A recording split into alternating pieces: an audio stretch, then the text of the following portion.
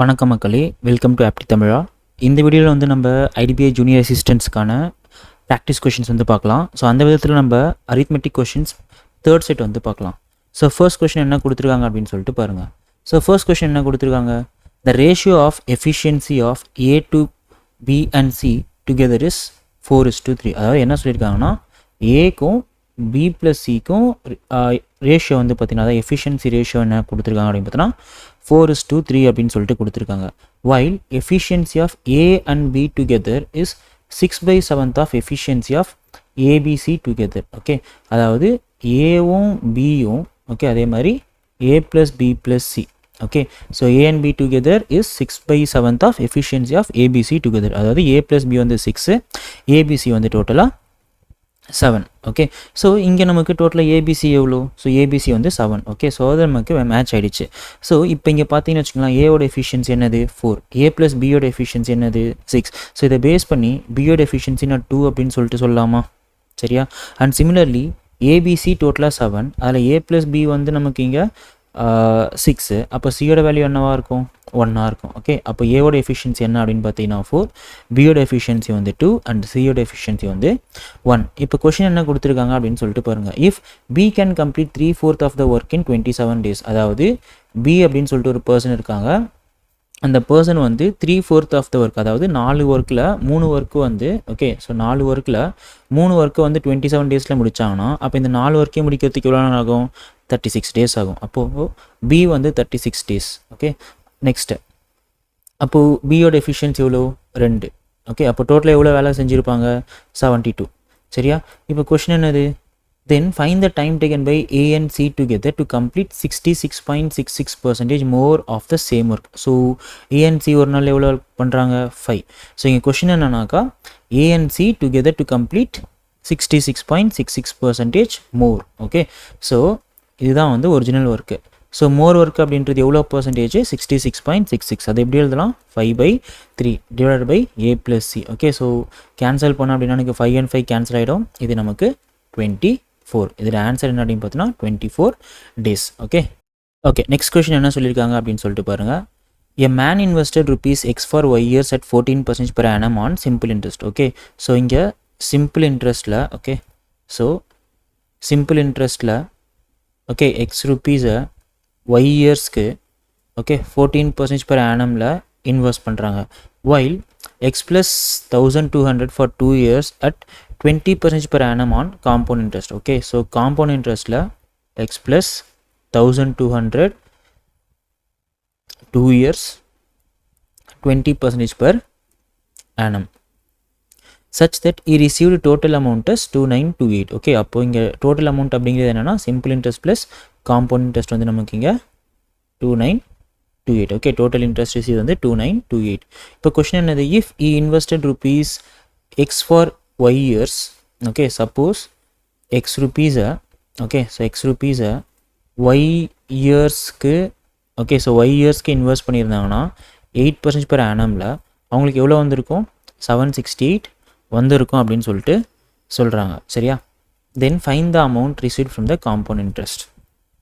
Okay, so இங்கே question என்ன அப்படின்னு பார்த்தீங்கன்னாக்கா ஓகே 8 இயர்ஸ்க்கு 768. ஓகே, 8 இயர்ஸ்க்கு 768. அப்போது சாரி 8% வந்து 768 அப்படின்னா அப்போ 14%க்கு ஓகே, ஸோ 14%க்கு எவ்வளோ வந்திருக்கும்? ஸோ கிராஸ் மல்டிப்ளை பண்ணி பார்க்கலாம். ஸோ கிராஸ் மல்டிப்ளை பண்ணி பார்த்தோம் அப்படின்னா என்ன ஆக போகுது? 768 into 14/8. ஓகே, இது நமக்கு 7 times, இது நமக்கு 4 times. ஓகே, இன்னமும் ஃபர்தராக கேன்சல் பண்ணோம் அப்படின்னா 192. ஓகே, ஸோ 192 into 7 அப்படிங்கிறது என்ன ஆகும்? So 7 2s are 14 carry over. Okay, so 63 64.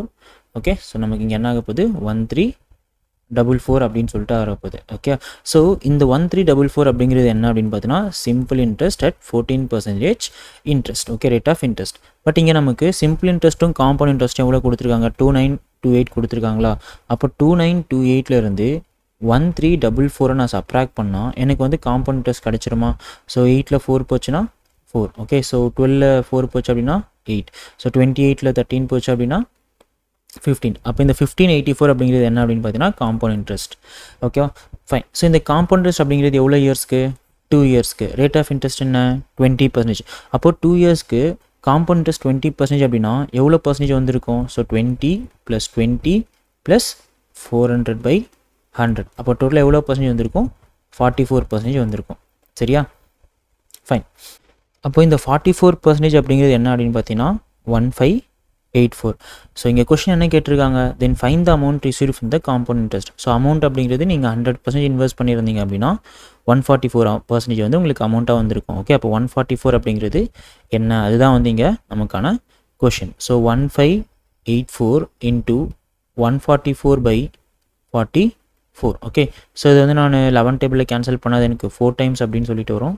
இங்கே வந்து 1, ஸோ 4 4.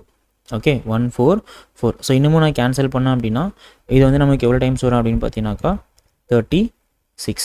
ஓகே, அப்போது 144 இன்ட்டு 36 தான் வந்து இதோட answer. So 6 4s are 24. Okay, so carry over 2. So 24 + 12 36 38. So answer வந்து 84ல் முடியணும். Okay, so carry over 3. Okay, next one 6 + 12 18 21. Okay, so 184ல் முடியணும். ஸோ அப்போ ஆன்சர் என்ன அப்படின்னு பார்த்தீங்கன்னா 5184. ஓகே, ஸோ ஆன்சர் வந்து 5184. So next one. So next question என்ன கொடுத்துருக்காங்க அப்படின்னு சொல்லிட்டு பாருங்கள்.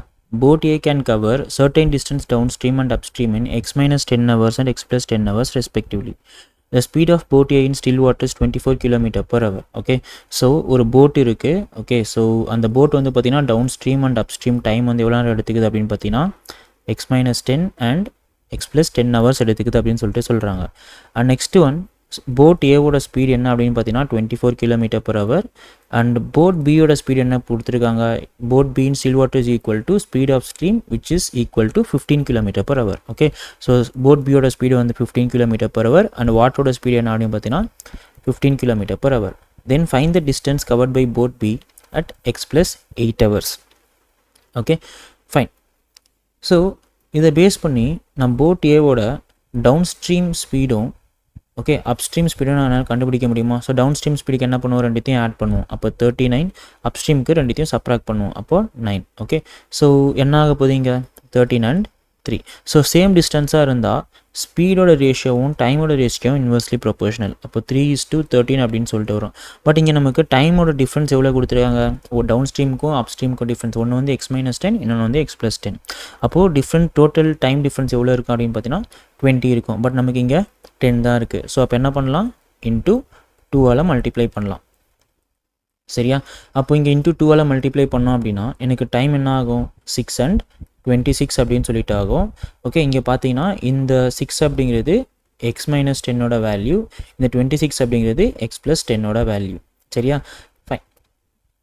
இப்போது இதை பேஸ் பண்ணி எக்ஸோட வேல்யூ நான் கண்டுபிடிக்கலாமா? எக்ஸோட வேல்யூ வந்து நான் 16 அப்படின்னு சொல்லிட்டு கண்டுபிடிக்கலாம். சரியா? ஃபைன். இப்போ கொஷின் என்னது? Find the distance covered by boat B down stream in x + 8 hours. அதாவது 16 + 8 hours அப்படிங்கிறது 24 and speed of boat B in down stream. Okay, அதாவது டவுன் ஸ்ட்ரீம் என்னது? போட்டோட ஸ்பீட் அண்ட் வாட்டரோட ஸ்பீட் ரெண்டுத்தையும் ஆட் பண்ணோம். அப்போ 15 + 15 அப்படிங்கிறது 30. ஸோ அதோட ஆன்சர் என்ன அப்படின்னு பார்த்தீங்கன்னா 720. ஸோ ஆன்சர் வந்து 720. ஸோ இந்த வீடியோ உங்களுக்கு ரொம்ப யூஸ்ஃபுல்லாக இருக்கும்னு நினைக்கிறேன். இந்த வீடியோ உங்களுக்கு ரொம்ப யூஸ்ஃபுல்லாக இருந்தது அப்படின்னா இந்த வீடியோ ஃப்ரெண்ட்ஸ்க்கு ஷேர் பண்ணிவிட்டு மறக்காமல் நம்ம சேனலுக்கும் சப்ஸ்கிரைப் பண்ணிவிடுங்க. தேங்க்யூ.